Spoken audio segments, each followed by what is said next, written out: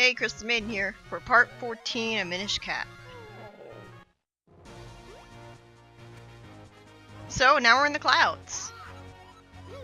And the game actually lampshades the impossibility of this.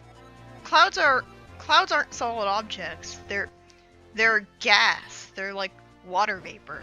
But somehow you can walk on them, and apparently it's because you're pure of heart. So, are you expected to believe that everyone in the Wind Tribe is pure of heart? Because I have a hard time believing that.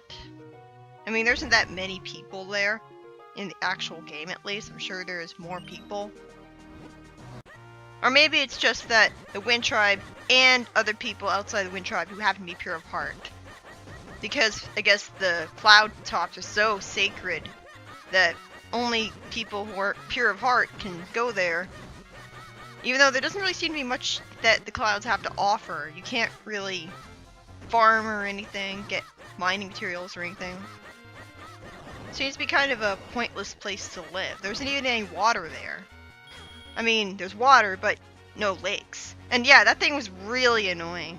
The golden animals, the golden monsters can be really annoying to fight. But they drop a lot of money. And money is really useful because you buy kind stones with them. And because you can buy the Swift Blade stuff, which you want to get all of it if you want to get 100%, which I always like to 100% this game. Or at least get as many kind stone fusions as I can without having to wander around the entire overworld and talk to every NPC to see if they want to fuse kind stones with me. Because yes, that's what you have to do to fuse all of them. And that's not very fun. I wasn't even sure if I'd be able to do it. Because one of the most daunting tasks for Minish Cap is at the very end of the game when trying to fuse every single kind stone. And sometimes you worry that the game glitched and you made it so that you can't fuse all the kind stones. But that's not really true, you just gotta keep at it. The gimmick of Cloud Tops is that you've gotta kill all of the Gaiorgs, which are the shark enemies that are somehow swimming through the clouds. And you gotta kill them to get golden kind stones and fuse them with these mysterious clouds. And that will cause the fans to start spinning again. They need the fans to start spinning so that they can blow away this huge chunk of cloud that for some reason formed where the tornado would have been. It's never explained why that showed up. I kind of like the music that plays here. I think it's like Hyrule Field's music, but it's even better. It's a lot more bombastic, but in a genuine feeling way. And yeah, these guys are really annoying to deal with. You can only attack them when they jump out, but usually when they're jumping out, they're jumping towards you. And they can very easily hit you when you're trying to attack them. Although it's really convenient when they end up jumping to their deaths. You also have to use the mole mitts to dig through the white snow, I guess? So I guess this is like an ice area, only not extremely annoying because of ice floors. I think I would have preferred it if they had an ice area, because that would have been a little more, well, I guess not interesting, because ice areas have been done to death. And we already had the Temple of Droplets. I guess this is more interesting as a setting. But still. This is one of the several Mario references in this game. There aren't as many as in Link's Awakening, but yeah, we just fought a Lakitu. Apparently that's how it's pronounced. For my entire life I pronounced it Lakitu, alright? Cause I see the TU at the end, and I just pronounce it Cho. And I like to say Ch at the end instead of ew, you know? So I always pronounced it Lakitu when I was a kid. And apparently it's pronounced Lakitu from a Mario Golf game. Whatever. I don't want to say it's too Japanese, but it kind of is. I mean, it's not really Mario-esque, it's not Zelda-ish either.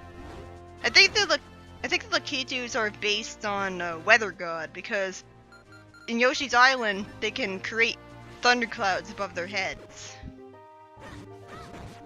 Yeah, you can also suck up their clouds with a gust jar. A lot of the alternative ways of dealing with monsters you can only find out by reading about them in Swiftblade. But, well, usually the alternative ways of dealing with monsters are pointless, and there's only 2 species off the top of my head that I can think of alternative ways to deal with them. I mean, like, there's the Bob-ombs, where you hit them with the boomerang and that kills them immediately. But that's not really an alternative way, that's just an easy way to one-shot them.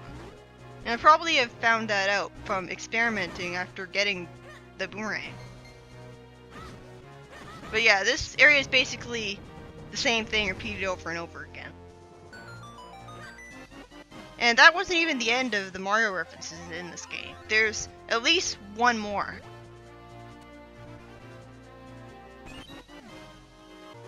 And another thing about the cloudy sky area is that when you get into the building that you're trying to reach, there's a lot of kind stones that you can find in treasure chests.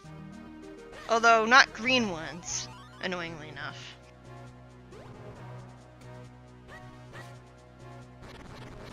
You can actually find bonus A Link to the Past music in the game's sound files that could be used to recreate the opening sequence of the game.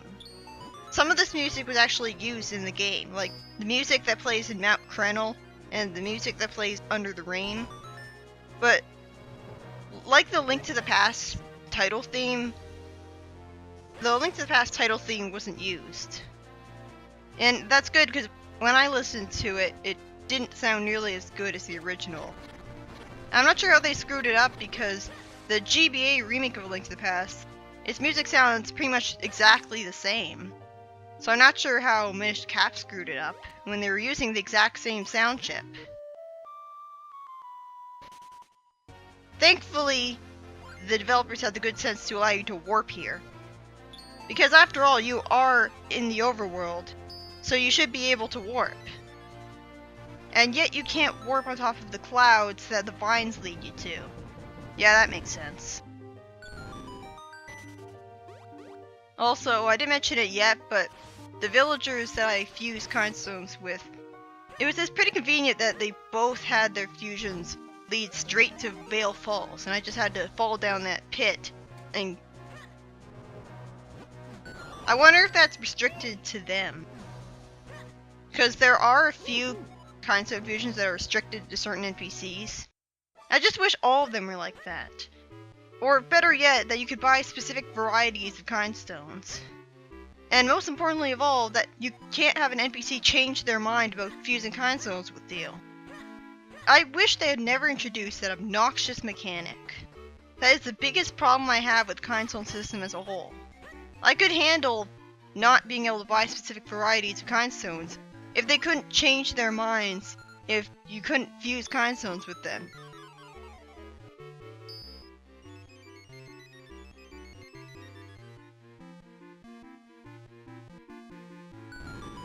I got the boomerang earlier, and I got the lantern earlier. And in the European version of the game, when you activate your lantern and then immediately throw the boomerang will disappear for a while, and you'll be able to do some really weird things, like float in the air. I've never actually seen it yet. If you do this with a bow, you'll shoot 2 arrows in a row. But yeah, I'm not really sure why they took that out. It sounded like an awesome glitch. And that was a lost forever item.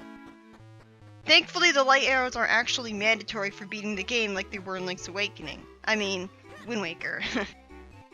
It's just that the light arrows are completely useless. They're essentially the arrows. Only they have a charge attack, but because you have to charge it up, you're never going to use it, ever. So this is probably the only example of Zelda game where the light arrows are completely useless. Completely non-mandatory, I mean. They're useful as arrows.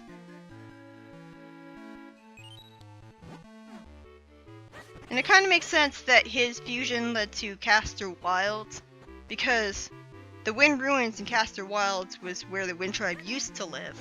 until they decided, hey, we're the wind tribe, we should be living where it's the most windy. So let's move to the clouds. I'm not sure how they figured out that they could stand on clouds and live in them in the first place, but whatever. And remember, I was able to use a sequence breaking glitch to get all the way here without doing Vale Falls. And if you talk to that NPC, then she'll act as if you had already done Vale Falls. Because yes, it's a she apparently. In the European version of the game, you can't warp with the Ocarina from the area with the entrance to the Palace of the Winds. Which is really stupid because it's very clearly outdoors. But for some reason, you can't warp there. It's only in this version of the game, and I guess the Japanese version, that you can do that. And yet they didn't fix it so that you could warp on top of the vine clouds.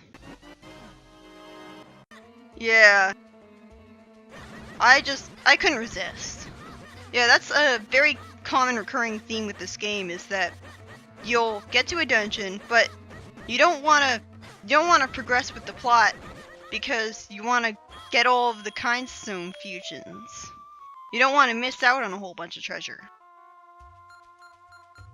The golden ropes are annoying to fight because they take a lot of hits to kill, but if you get them trapped in a corner, constantly running into a wall or something, and you attack them from a diagonal way from them, then you can kill them pretty easily. I guess the sword beam kind of makes the boomerang useless here, because you can just use the sword beam and attack it that way. I love the music for this dungeon. Like, it has this long build-up to something really epic and bombastic. I hate when that happens. Why do you have to walk across the bridge? Why can't it just be to the right of the bridge? But anyways, it starts out with a build-up that's pretty, you know, soothing and stuff. And it fits a cloud dungeon. And then it gets into something that still fits a cloud dungeon, but it's a lot more epic, as it should be for one of the final dungeons of the game. And obviously if you attack them with your sword, you'll get hurt by their explosion. There's also a lot of breakable floors here, and these things are really annoying. See, you can't activate a screen transition when you're on fire. Why? That's so stupid. I guess because they knew that it wouldn't be enough of an inconvenience if they didn't do that. In the Palace of the Winds, there's a glitch where you can get stuck walking up the stairs. What I mean by that is the stairs that you go up to reach another floor of the dungeon. Just as a Gibdo grabs you, because yes, there are Gibdos here. Just as a Gibdo grabs you, try to go up a staircase at the exact same time. What happens is that the game will soft lock with Link's shadow eventually going vertically across the screen. Because it goes upwards, and then it screen wraps to the bottom of the screen, and you're just stuck there. That never happened to me, but I'm sure it could happen by accident because the Gibdos are, well, or at least the ones I'm thinking of that are next to a red portal, they're right next to some stairs, and you can lure them to a staircase. These enemies are pretty annoying because while you can use the remote bombs to make them easier to deal with because you blow one up and then attack another one, you're pretty much guaranteed to get hit by their projectiles.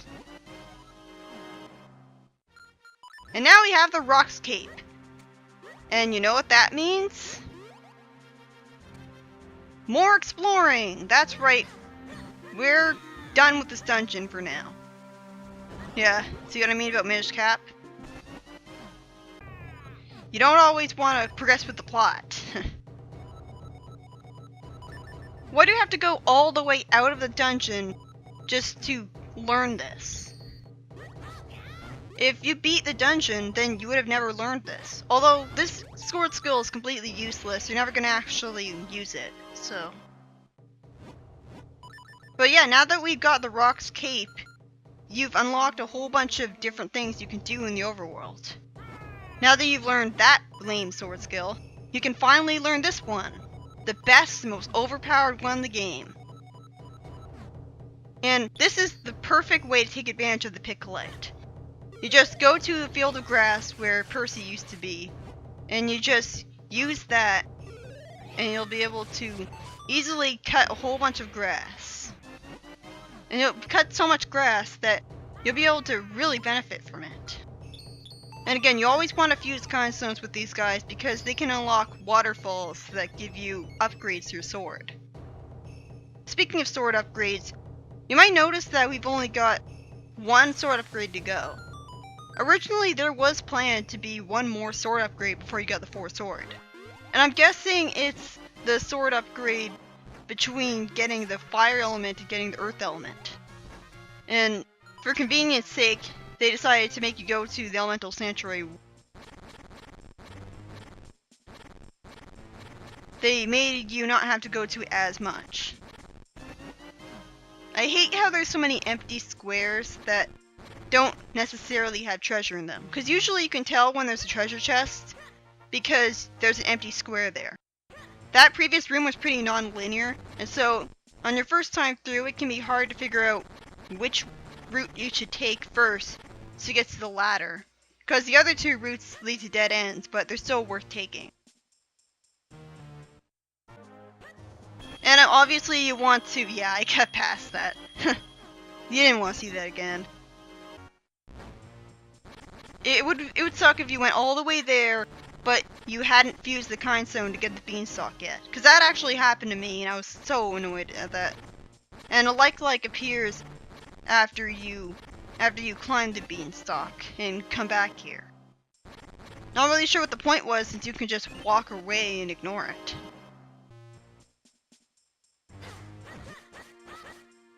And why do these things have to constantly show up? They're so annoying.